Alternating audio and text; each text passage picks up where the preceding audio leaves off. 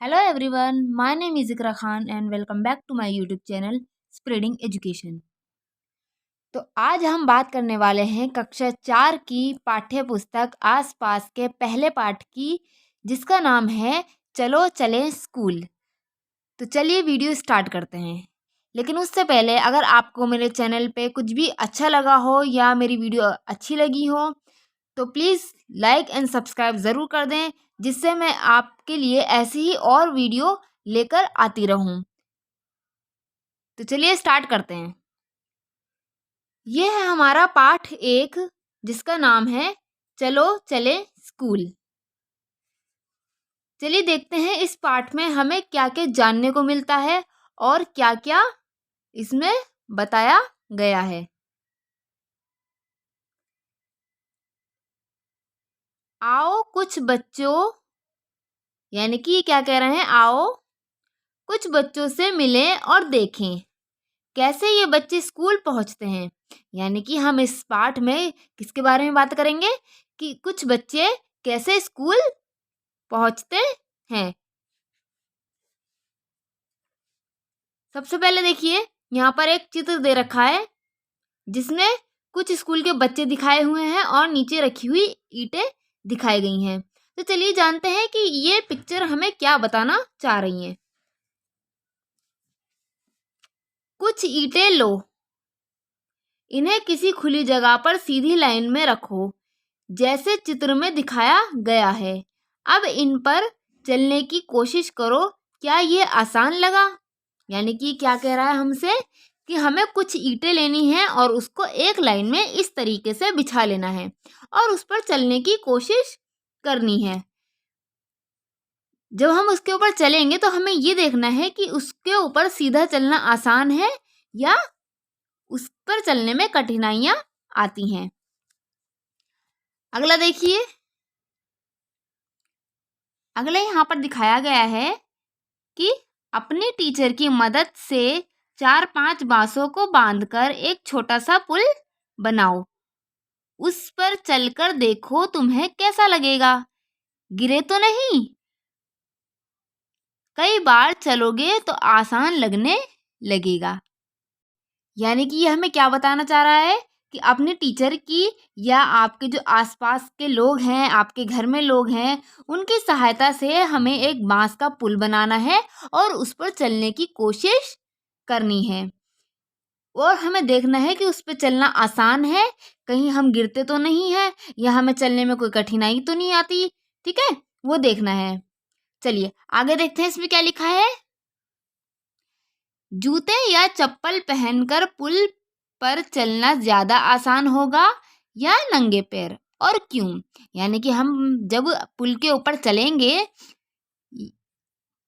तो हमें ये देखना है कि नंगे पैर जल्दी आसानी से चला जा रहा है या फिर जूते या चप्पल पहनकर आसानी से चला जा रहा है, और क्यों।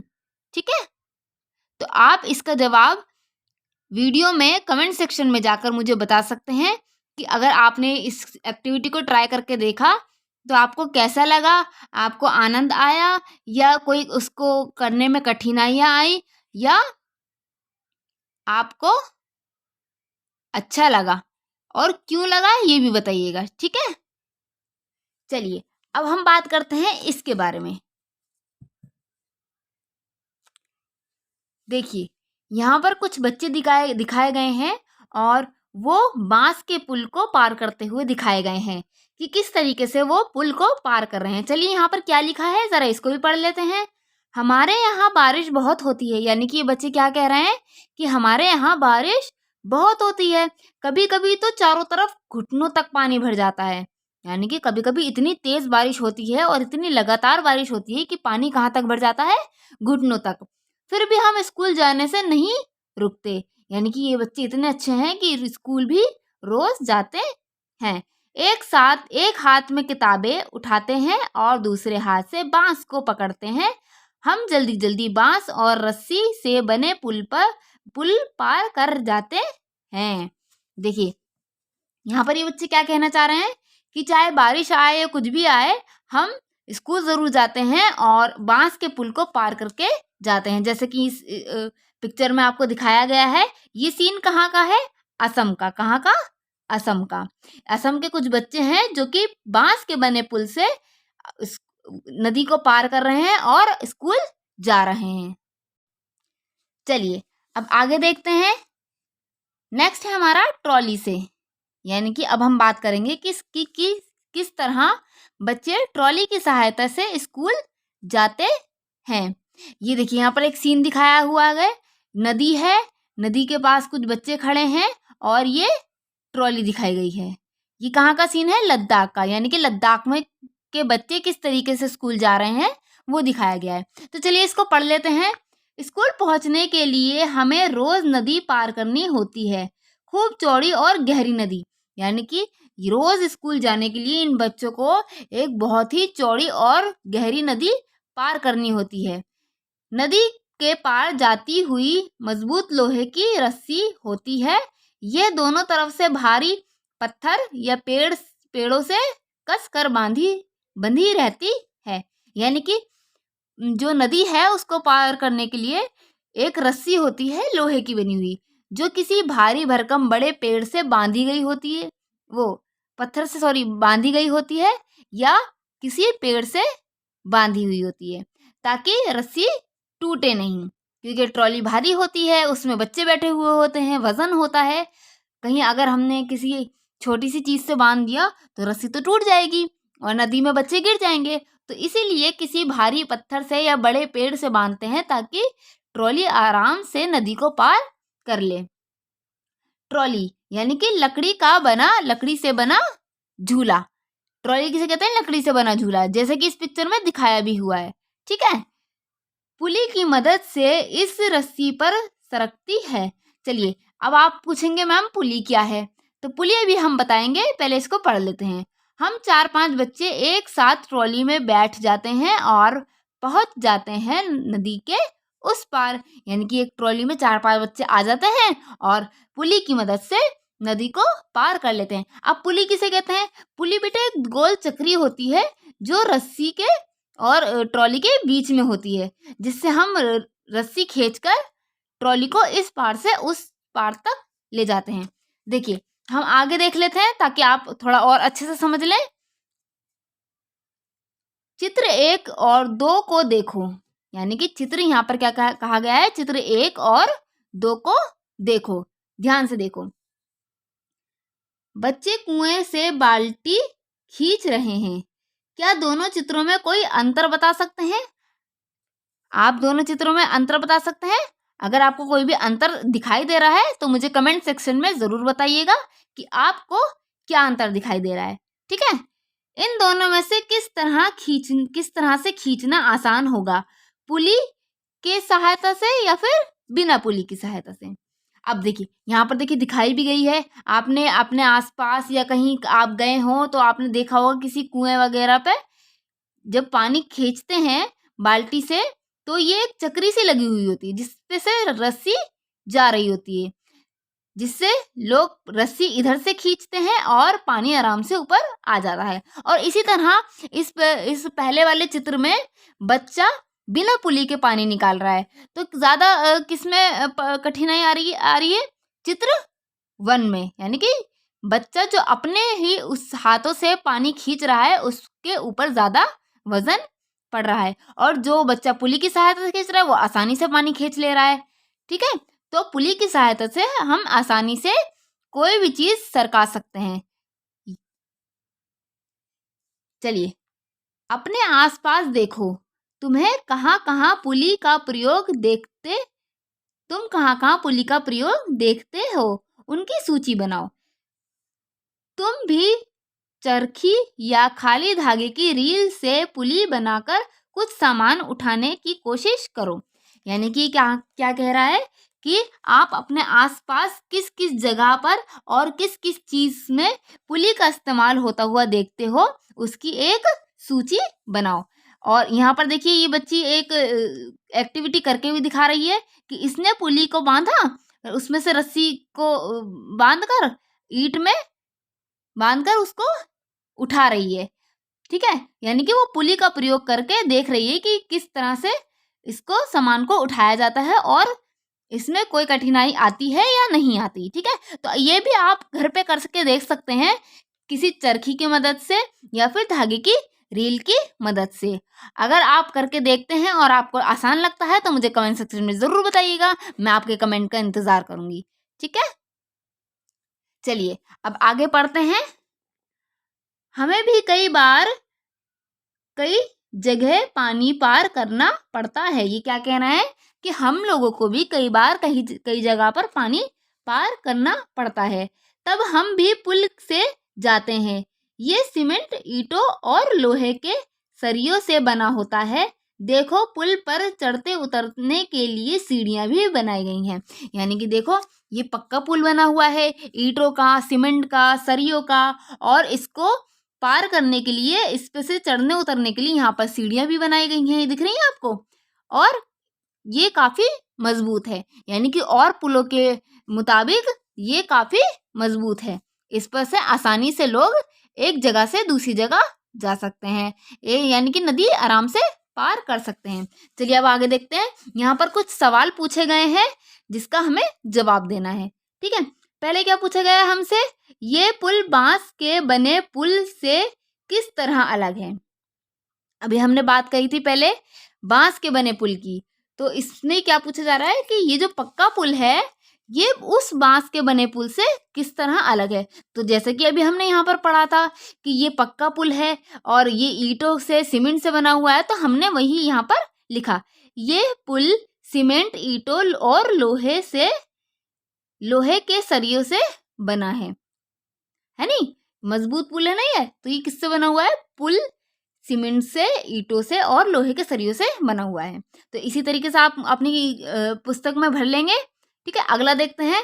अंदाजा लगाओ इस पुल को एक समय पर कितने लोग पार कर सकते हैं। देखिए वो बांस का बना पुल था, उस पे अगर ज्यादा लोग चढ़ते हैं तो बांस का पुल टूट भी सकता है वजन से, है नहीं। और ये तो ईंट से बना है, सीमेंट से बना है, लोहे के सरियों से बना है, ये तो काफी मजबूत है, तो इस पे कई सारे लोग पार कर सकते हैं। तो इसी तरीके से हमने यहाँ लिखा है, इस पुल को एक समय पर कई लोग पार कर सकते हैं, यानी कि अनगिनत लोग इस पुल को पार कर सकते हैं एक समय में। चलिए आगे देखते हैं। तुमने देखा कि कैसे बच्चे अलग अलग पुलों की मदद से उबड़ खाबड़ रास्ते और नदियों को पार करके स्कूल पहुंचते हैं। अभी हमने कितने सारे तरीकों से देखा, ट्रॉली से, बांस के पुल से, ईंटों से और ये पक्के पुल से। तो हमने इस पाठ में ये जाना कि किस अलग अलग तरीके से बच्चे स्कूल पहुंचते हैं, ठीक है। अब आगे देखते हैं। अगर तुम्हें मौका मिले, यानी कि क्या कह रहे हैं कि अगर तुम्हें मौका मिले तो तुम कौन से पुल से जाना चाहोगे और क्यों। यहाँ पर अलग से सवाल पूछा गया है, क्यों। तो देखिए बांस का पुल, उसको पार करने में कठिनाइयां आती हैं, ठीक है। और हम उस पे से ज्यादा बच्चे पार भी नहीं कर सकते। अगर हमें जल्दी स्कूल पहुंचना हो तो हम उस पुल को भाग के पार नहीं कर सकते। और ट्रॉली में भी सिर्फ 5-5 करके बच्चे जा सकते हैं, इससे ज़्यादा बच्चे जा नहीं सकते। अगर सभी बच्चों को एक साथ पहुंचना है समय पर और सब लेट हो रहे हैं तो सिर्फ 5-5 करके बच्चे पार करेंगे, तो उसमें तो देर हो जाएगी। लेकिन ये वाला जो हमारा पुल है ये तो मजबूत वाला पुल है, एक समय में कई सारे बच्चे पार कर सकते हैं, कई सारे लोग पार कर सकते हैं। तो हमें क्या अच्छा लगेगा, जो हमारा मजबूत पुल है, यानी कि जो ईंटों, सीमेंट और उससे लोहे के सरिये से बना हुआ है, हमें तो वही अच्छा लगेगा और ये सुरक्षित भी है। तो हमने यहाँ क्या लिखा है, हम सीमेंट के पुल से जाना चाहेंगे क्योंकि, ये वाले जो सवाल पूछा गया था क्यों, तो यहाँ पर हमने इसका जवाब दिया क्योंकि वह मजबूत और सुरक्षित है, ठीक है ना। चलिए अगला देखते हैं। स्कूल जाने के लिए क्या तुम भी कोई पुल पार करते हो। ये क्या पूछ रहे हैं कि आप जो अपना स्कूल जाते हो तो उसको वहां तक पहुंचने के लिए क्या आप भी किसी पुल को पार करके जाते हो, वह पुल कैसा दिखाई देता है उसका चित्र बनाओ।